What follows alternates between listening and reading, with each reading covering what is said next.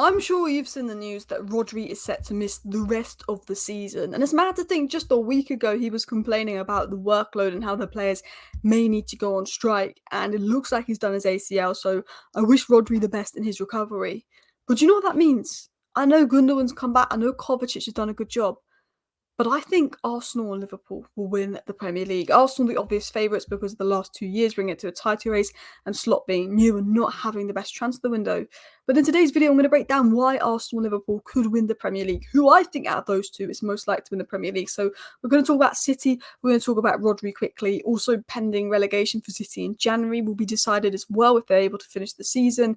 I think the Rodri injury is massive because, yes, they've got a good squad. Yes, they've got Kovacic. Yes, they've got Gundogan. If Kovacic picked up an injury, it's Finn. Matthias Nunes has not been good for City. De Bruyne has had injury issues. Foden's not looked good so far, but he'll need time to warm up. Kyle Walker's not at his best. While City have started strong, there is limitations. There is weaknesses there, and this is also meant to be Pep's last season. So we're going to talk about why this is massive. So we're going to talk about City. We'll talk a little bit about Arsenal and Liverpool and what we've seen so far this season. Then we're going to talk about my standout Liverpool players, my standout Arsenal players from this season, and then who out of the teams I think could win. And we will talk about Chelsea and Villa maybe a little bit because I think Chelsea have looked really good. I think Villa have looked really good, but I just think Arsenal and City will be the ones to take it to the end. But there was the rumour earlier today from FootMob that Rodri was out for the rest of the season. It was then said about 40 minutes ago by Fabrizio Romano that Rodri will undergo more a test in the next hours, but Manchester City expect him to miss the remainder of the season with an ACL injury. The initial feeling after first test is an anterior cruciate ligament tear in his right knee.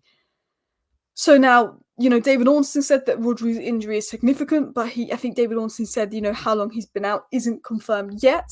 But there is some good sources coming out saying it is likely he's going to miss the rest of the season. So we've obviously got a couple of stories saying he's going to miss the rest of the season. ESPN is saying he's going to miss the rest of the season. We haven't had 100% David Ornstein confirmation he's going to miss the rest of the season.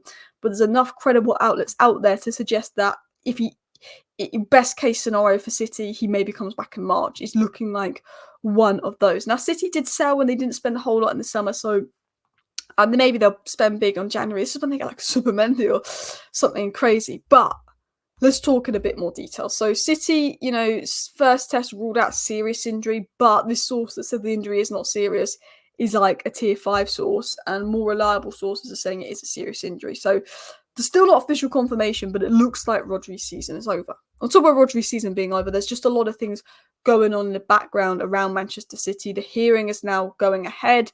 Manchester City keep threatening to sue the Premier League. They're not giving them documents.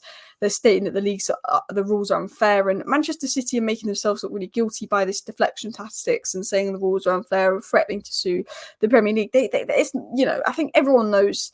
City's numbers don't quite add up, but, will they get away with it? Will they not get away with it? Are they going to find a loophole? But it was said by Swedish Rumble, who does a lot of financial reporting and puts some really good insight on Twitter. He said, I don't think people quite realise how likely it is that City might not be able to finish the 24-25 season. He's thinking 95% because of all the allegations around them. So it is not a good time for Manchester City. While I don't want Liverpool and Arsenal to win the league, the one thing I can say as a Man United fan is, with Liverpool and Arsenal, I think they annoy me more because I just know so many more Liverpool and Arsenal fans and their fan base annoys me more. But I do think you have more respect for them. They haven't bent the rules. They haven't cheated. They haven't brought their way in. They are proper clubs. Man United, Liverpool and Arsenal are the 3 biggest clubs in the league. They're the 3 most legit clubs in the league. They've not always had the best donors at time, but they are the biggest teams. And I think they're the 3 teams that you do want to see in a title race. A three-way title race is United, Arsenal, Liverpool. Fortunately, we're not at that levels. And as much as, I don't want Liverpool and Arsenal to win the title, they would be worthy winners because of just how big the club is and they've abided by the rules. So let's talk about them. So Liverpool have conceded 1 goal in 5 games, 4 out of 5 clean sheets. Liverpool's defence has been insane. But so has Arsenal's defence. Arsenal's got 9 clean sheets in 12 away games in 2024, the best defensive record in the last 18 months statistically, and took City to the 98th minute with 10 men to get them to score. I think Diaz had 6 shots outside the box. Kyle Walker was playing for Arsenal, honestly. And I think Arsenal were just a monster at the back. You saw that versus Atalanta. But I do think Liverpool are more fluid going forward than Arsenal. Now, Liverpool have been unreal at the back, but I think there's liabilities there for sure. I think Arsenal are definitely the strongest team at the back, despite Liverpool having the most clean sheets. But I do think Liverpool are more fluid going forward than Arsenal. But Weirdly, I think Arsenal are a lot more clinical than Liverpool in attack, but Liverpool are creating more chances. They're more fluid going forward. They've got Gakpo and Diaz off the left, Chiesa and Salah off the right. They've got an options of Nunes and Jota in the middle. Nunes got that goal. He's a confidence player. Maybe he comes to light. Jota is quite clinical, although wasn't great the last game. So I think Liverpool have got good options there. I even think Harvey Elliott coming back in and playing in the 10 role will be interesting on the slot. These are the standout teams. Newcastle, they haven't really impressed me that much, despite being in 6th. But I think these 5 teams, the top 5, have been the best 5 teams in the league so far this season. And I think the points does reflect that. Now, I don't think Chelsea and Villa will be able to challenge Liverpool and Arsenal and City. I think that will balance out. But they have looked very, very good this season. So let's talk about Arsenal and talk about Liverpool. We're going to talk a bit about Liverpool, a bit about Arsenal, a bit about Liverpool again, a bit about Arsenal again.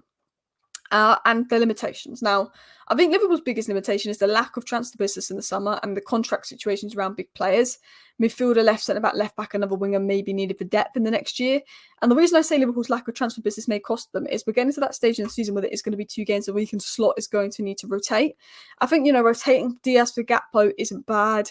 Nunes and Jota can rotate, that's not bad, but it is, you've got Van Dijk and Konate picks up an injury, you don't have Matip anymore. Joe Gomez, is he super happy at the club? Trent gets injured, I guess there's Conor Bradley there, but because you didn't get another midfielder, there's no one that's going to back up Gravenberch, who's been your best player. I think there's elements of left centre-back, DM, where you need a backup for Konate and Gravenberch, and potentially left back because of Robertson and Tsimikas not always being the most impressive. Is if the injuries happen, if Liverpool get really lucky with injuries and Slot rotates well, they'll be fine. But that's the big question mark for Liverpool. I think Arsenal is attacking fluidity. The defence is their top scorers so far. The defence has been amazing, that unreal at set pieces. Saka's got goal contribution every game, and Havertz, I think his numbers are only bettered by Haaland and Cole Palmer in 2024 in terms of goals and assists. But Martinelli did get his first assist in about 7 months or something, or 6 months or something. Versus City, it's an assist for Martinelli, but it was unbelievable from Calafiori, let's be honest. Jesus needs to step up. Sterling needs to hit the ground running. I think Arsenal, with City dropping off, can Martinelli and Jesus step up potentially? And I think Marino coming in and Calafiori coming into the left-hand side will improve Martinelli and Arsenal be more fluid. But I think with Liverpool, it's the injuries and the rotation. I think with Arsenal, it's attacking fluidity if we're looking at limitations. Now, why I say Liverpool look better than Arsenal going forward is, well, 1, my eyes, and 2, the statistics also back that up. The most XG in the league. Liverpool ranked first for XG with 10. Man United ranked second with 9.5. It's infuriating. Honestly, we drew 0-0 with Palace, and I'm not saying this. Palace could have, as they should have scored in the second half of Palace, but we could have been 4-0 up at half-time. My head that game. Maybe 3-0 up, to be fair. Henderson had the game of his life, and then City with 9.3. So you can see going forward, these have been the 3 best teams at creating chances to making things happen. But one of those teams has only 7 points, and it has to be my team. Look at other statistics here, like big chances missed. Liverpool are third for big chances missed. Man United first. Whoop. But it shows that Liverpool are creating the most big chances. They're doing the most in attack. And to be fair, last season, Liverpool would have probably been 17 big chances missed. They've been more clinical this season. Because if I look at the Diaz goal versus United and the Diaz goal the other day, there is a good finish. Diaz is being more clinical. Diaz, who would have... The thing is, the Diaz of last season, I think, would have probably missed 3 of the chances that he scored this season. He's just been an output monster. You look at underlying numbers so far this season. Now, Arsenal's underlying numbers are the worst, but when you have to play 2 halves of football with 10 men, it's obviously going to be a little bit lower. So I think their possession ones will balance out with City and Liverpool. And I think, potentially other encounters will with that as well. But you can see there, Manchester City and Liverpool and Arsenal. If you look at the blue, that is Liverpool. Liverpool's underlying numbers are the best this season. Liverpool are second because of the Forest game, but I think bar the first half versus Ipswich and bar the Forest game, Liverpool have definitely been the best team in the league on the eye. On the eye. That doesn't mean they'll win the league. That doesn't mean they're going to continue that.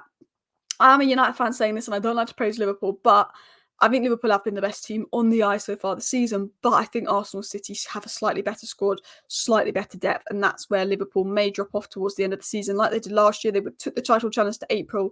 They crashed. If you look at Liverpool's underlying numbers, the pressing, the defending, the physicality, like City just beat them for attacking and possession play. But that possession play is probably because how much possession they had versus Arsenal because of the 10 men. But you can see that actually ultimately Liverpool's underlying numbers are the best. But Arsenal have been the most consistent in 2024 out of Arsenal and Liverpool, with 14 clean sheets in 2024 compared to Liverpool's 6. I think 4 of those clean sheets have come this season, or maybe 3, which is insane.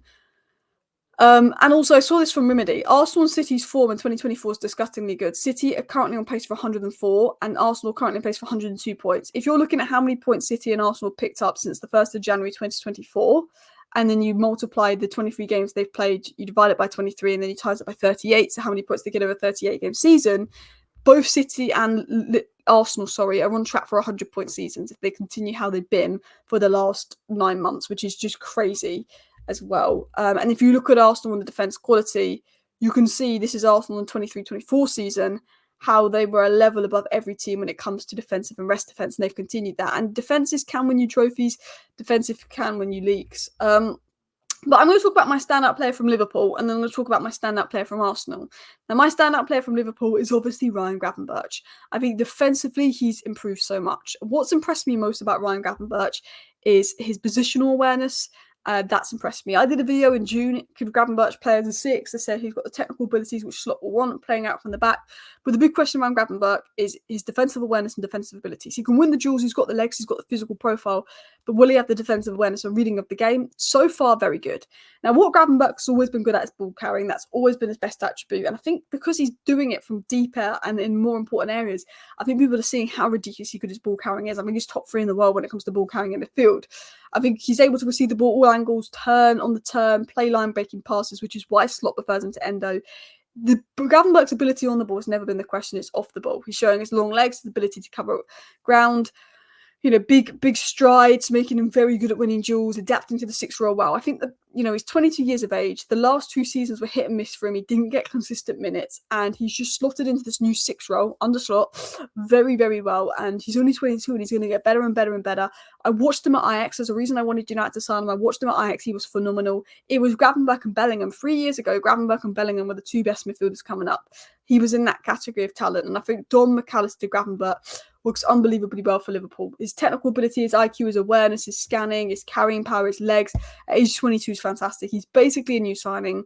He's literally running the entire pitch with the ball. It's insane. And I think he's probably been the best player in the league so far and Liverpool's best player.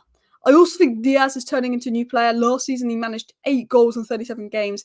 This season, he's got 5 in 5, which is crazy. The output is coming for Diaz. He's reminding me of Sadio Mane. The work rate, the dribbling, the ball carrying, I think has always been there. And I think he suits Slot ball.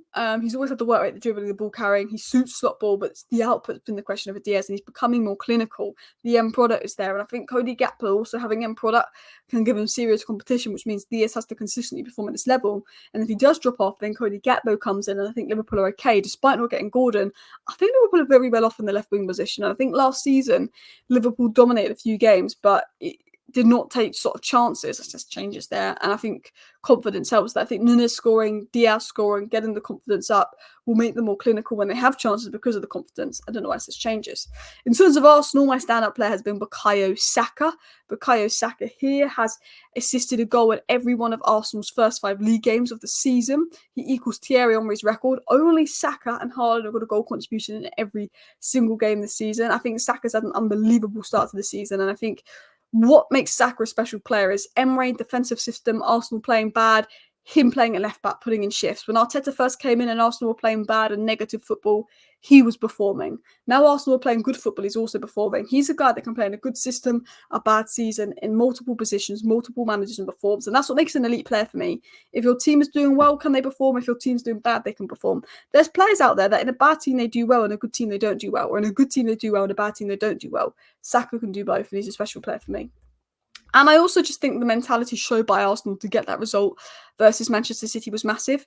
I think that result was a better result for Arsenal than City. Then the two, to draw at the Etihad is an amazing result for Arsenal despite taking the lead. Because when you've got 10 men, City should be winning that. Odegaard injured, Marino injured, Zinchenko injured, Tomiyasu injured, UCL away against one of the best pressing teams in Europe 3 days before, wearing them down. Saka taken off, Calafiore injured, Timber injured. 10 men away at City ends 2-2, and it took City to the last minute to score. I think Arsenal did themselves proud. So I think, to be honest, you never know with City because they've signed Gundogan this year. So I think even without Rodri, they might be able to find a bit of balance in midfield. So it won't be as bad as last season without Rodri. But yeah, it's a tough one to predict how the league will go. You can never rule City out; they're inevitable. Will they be the first team to do 5 in a row? Hopefully not.